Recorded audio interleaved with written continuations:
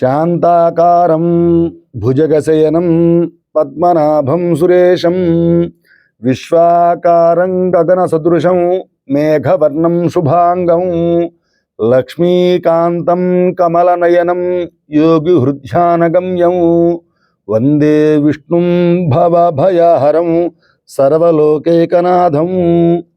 మన భారతం ప్రేక్షకులకు స్వాగతం.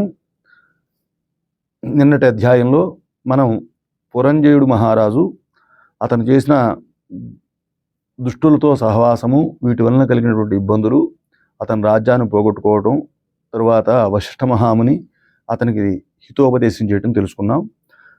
22వ అధ్యాయంలో మనం అతను వశిష్ఠ మహాముని దగ్గర నుంచి హితోపదేశం వల్ల ఏం చేశాడు, రాజ్యాన్ని ఏ విధంగా పొందాడనేది తెలుసుకుందాం. ముందుగా మా ఛానల్ చూస్తున్న వారందరూ కూడా మాకు వీడియోని లైక్ చేయండి, షేర్ చేయండి. అందరూ కూడా తప్పకుండా సబ్స్క్రైబ్ చేసి మమ్మల్ని ఉత్సాహపరచవలసిందిగా కోరుకుంటున్నాం. మరలా అత్రి మహాముని అగస్త్య మహామునికి ఈ విధంగా చెబుతూ ఉన్నారు. పురంజయుడు వశిష్ఠుల వారు చెప్పినటువంటి మాట ప్రకారముగా కార్తీక పౌర్ణమి రోజున శుచిగా స్నానము చేసి దేవాలయమునకు వెళ్ళి ఆ శ్రీ మహావిష్ణువుని షోడశోపచార పూజలతో భక్తిగా పూజించి శ్రీహరికి గానము చేసి సాష్టాంగ నమస్కారము చేసి సూర్యోదయం కాగానే నదికి పోయి స్నానమాచరించి గృహమునకు వెళ్ళారు.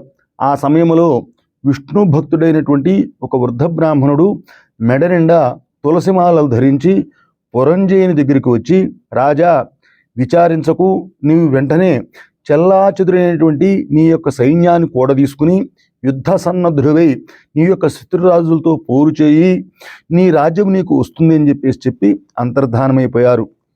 అప్పుడు పురంజయుడు ఇతరెవరో మహానుభావుని వలె ఉన్నారని చెప్పేసి భావించి ఆ వృద్ధుని యొక్క మాటలు నమ్మి యుద్ధ సన్నద్ధుడై శత్రురాజులతో ఘోరంగా యుద్ధం చేశారు.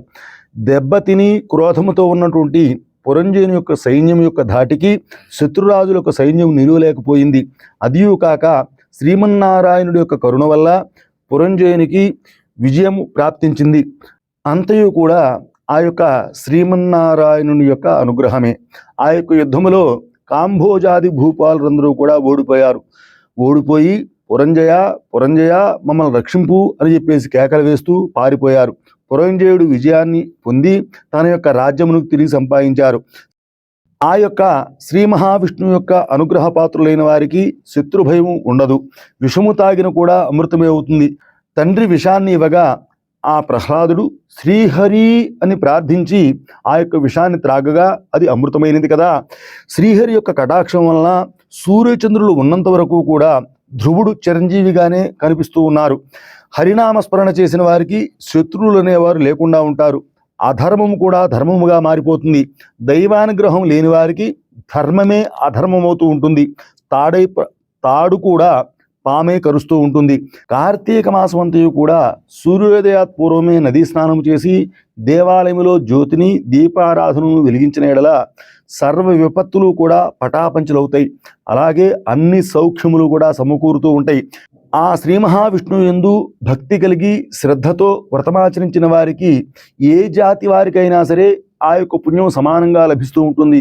బ్రాహ్మణ జన్మెత్తి సకల శాస్త్రములు చదివి కూడా విష్ణు భక్తి శూన్యమైనచో శూద్రకులముతో సమానముగా అతను పాపాన్ని అనుభవిస్తూ ఉంటాడు. వేదాధ్యయనము చేసి దైవభక్తి కలవాడై కార్తీక వ్రతానుష్ఠాన తత్పరుడైన వైష్ణవోత్తమునికి హృదయమందు భగవంతుడు ఎప్పుడు కూడా నివసించి ఉంటారు. సంసార సాగరమును ఉద్ధరించుటకు దైవభక్తియే సాధనము.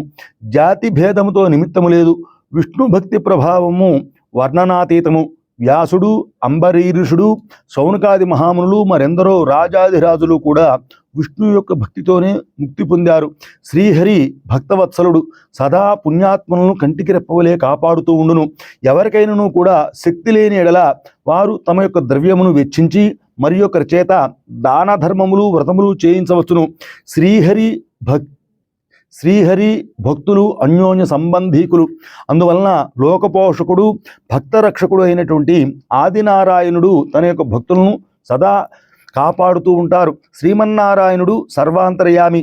1000 సూర్య భగవానుల యొక్క తేజస్సు కలవాడు. నిరాకారుడు, నిర్వికల్పుడు, నిత్యానందుడు, నీరజాక్షుడు.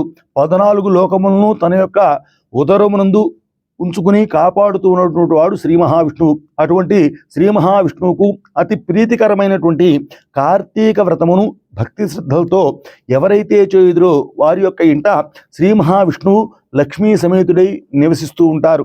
ఆ యొక్క ఇల్లు సిరి సంపదలతో కళకళలాడుతూ ఉంటుంది. కార్తీక మాసములో శుచి అయి పురాణ పఠనము చేసినచో వారి యొక్క పితృదేవతలు కూడా సంతృప్తి చెందుతారు. వారి యొక్క వంశవంతయు కూడా తెలుస్తూ ఉంటుంది. ఇది ముమ్మాటికి సత్యమని చెప్పేసి వశిష్ఠ మహాముని జనక మహారాజుకు చెప్పారు. ఈ విధంగా కార్తీక పురాణం 22వ అధ్యాయం పూర్తయింది. మనం 23వ అధ్యాయంలో పురంజయుడు మనము 23వ అధ్యాయంలో పురంజయుడు ఏ విధంగా ముక్తి పొందాడో తెలుసుకుందాం. మన భారతం ప్రేక్షకులకు నమస్కారం. మా యొక్క వీడియో కనుక మీకు నచ్చినట్లయితే అందరూ లైక్ చేయండి, షేర్ చేయండి, తప్పకుండా సబ్స్క్రైబ్ చేసి మమ్మల్ని ఉత్సాహపరచవలసింది. శుభం భూయాత్.